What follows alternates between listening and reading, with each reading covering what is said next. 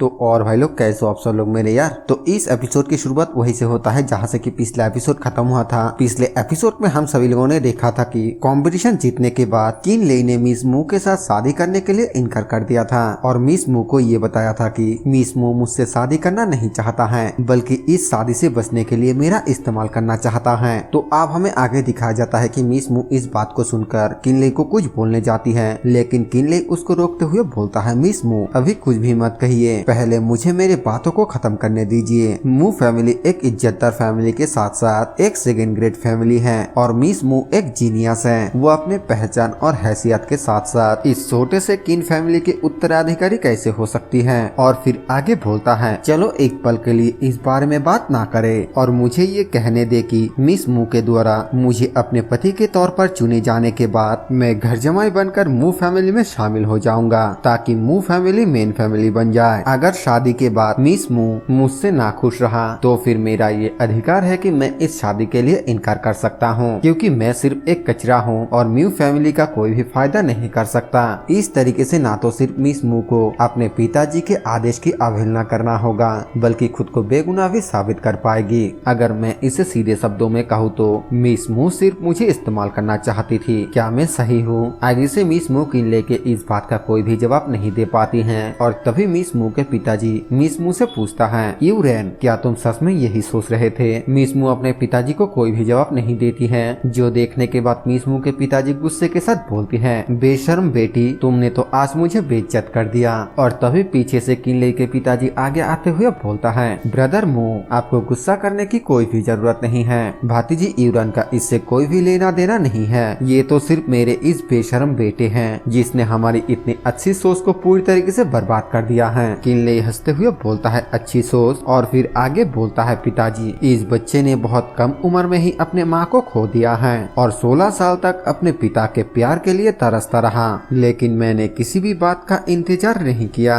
10 सालों से पिताजी ने मुझे कभी नहीं देखा और इन 10 सालों में पिताजी ने अपने ही बेटे के नाम तक भूल गया। पिता के प्यार दया इसके बारे में तो अब बात ही मत कीजिए। अगर ये मिस मू के डिसीजन के लिए नहीं होता तो क्या मैं पूछ सकता हूँ कि पिताजी तब भी इतना ज्यादा गुस्से में होता। किनले की बातों को सुनकर उसके पिताजी कुछ भी नहीं बोल पाता है और किनले अपने पिताजी के सामने घुटने टेकते हुए बोलता है दरअसल मुझे आज इस शादी में भाग लेने का कोई भी इरादा नहीं था, मैं तो बस चुपचाप यहाँ से चले जाना चाहता था। अगर दूसरे भाई मुझे यहाँ पर खींच कर नहीं लाता तो फिर यहाँ पर ये सब कुछ बिल्कुल भी नहीं होता। और फिर वो अपने सर झुकाते हुए बोलता है अगर मैं सच कहूँ तो मैं अब और किन फैमिली में रहना नहीं चाहता हूँ, लेकिन इससे पहले कि मैं यहाँ से जाऊँ मैं पिताजी को इतने सालों तक मेरी पालन पोषण करने के लिए शुक्रिया कहना चाहता हूँ। मेरा 18 साल हो चुका है और मैं इसे कभी नहीं भूलूंगा। अगर मैं भविष्य में कामयाब हो गया तो फिर मैं पिताजी के इस एहसान का बदला जरूर चुका दूंगा। पिताजी मैं जा रहा हूँ। ये बोलने के बाद किनले अपने हाथ में उस पोटली को लेकर किन फैमिली से जाने लगता है और जाते हुए अपने मन में बोलता है मैं अपने ही परिवार के लोगों के अत्याचारों से पूरी तरीके से थक चुका हूँ और इस परिवार के नियमों से भी थक चुका हूँ। मैं स्वर्ग का एक टुकड़ा ढूंढना चाहता हूँ,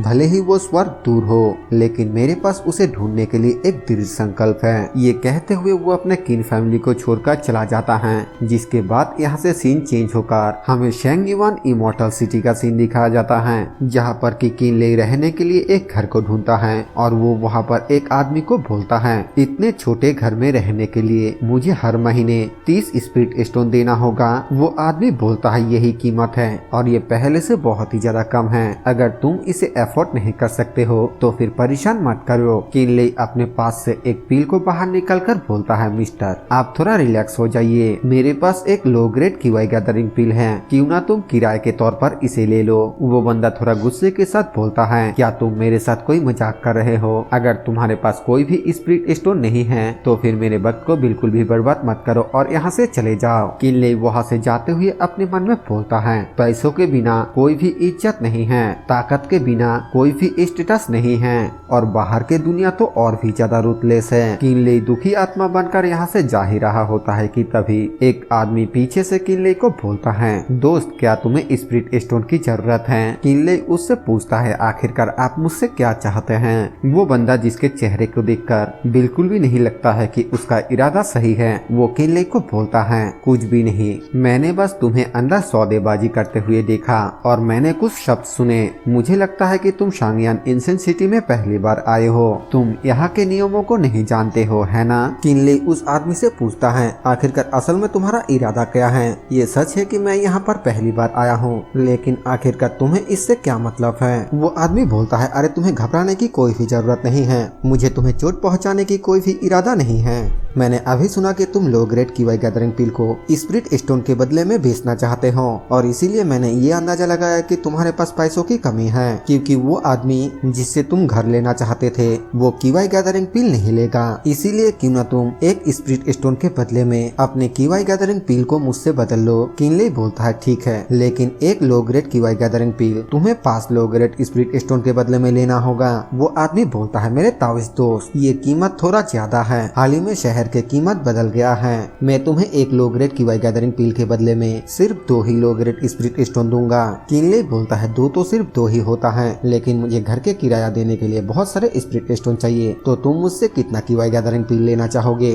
वो आदमी बोलता है, क्या तुम्हारे पास बहुत सारे हैं? तो फिर इसके बारे में क्या ख्याल है? मेरे पास ज्यादा स्पिरिट स्टोन तो नहीं है, तो क्यों ना तुम मेरे साथ मेरे जगह पर चलो और मैं तुम्हारे पास से जितने भी कीवाई गैदरिंग पिल है वो सभी खरीद लूंगा। किनले अपने मन में सोचते हुए बोलता है, किसी ऐसे इंसान के पीछे जाना जिसको तुम उसके जगह पर नहीं पहचानते हो, ये बिल्कुल भी अच्छी बात नहीं है। फिर किनले उस इंसान को बोलता है, नहीं, ये काम नहीं करेगा। तुम खुद ही वापस जाकर स्पिरिट स्टोन को क्यों लेकर नहीं आते हो? तब तक यहाँ पर मैं तुम्हारा इंतजार करूंगा। वो आदमी बोलता है, मेरे दोस्त, मुझे नहीं लगता है कि तुम्हें डरने की कोई जरूरत है, क्योंकि शिंगयुआन शहर में किसी को मारने की अनुमति नहीं है। इसके अलावा बहुत देर हो रही है और मैं बहुत दूर रहता हूँ, और तो और रात में सड़कें उतना भी ज्यादा सुरक्षित नहीं है। किनले बोलता है, ठीक है ठीक है, आखिरकार तुम कहाँ पर रहते हो? वो आदमी बोलता है, शहर के पश्चिम में लोटस लेन में, तुम बस मेरे पीछे पीछे आओ। किनले ठीक है बोलकर उसके पीछे पीछे जाने लगता है, और वो इंसान बहुत ही ज्यादा खुश होते हुए एक क्रीपी सा स्माइल देने लगता है।